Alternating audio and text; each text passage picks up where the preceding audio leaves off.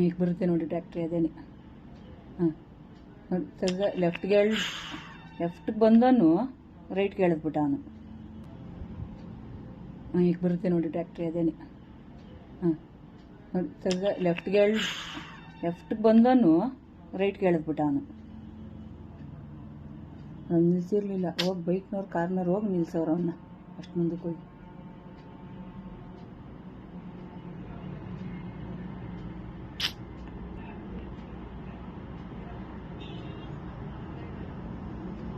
ನಾವಿನ್ನೂ ಅಷ್ಟೊತ್ತ ಟಪ್ಪಂತ ಸೌಂಡ್ ಬಂತು, ನಾವೆಲ್ಲ ಎದ್ದು ಓಡೋಗೋಗೆ. ಪಾಪ ಅವನಿಗೂ ಪ್ರಜ್ಞೆ ಇಲ್ಲ, ಪಾಪ ಒಂದು 10 ನಿಮಿಷನೇ ಪ್ರಜ್ಞೆ ಇಲ್ಲ ಆ ಹುಡ್ಗಂಗೂ, ಹಿಂದೆ ಕೂತಿದ್ದವನಿಗೆ.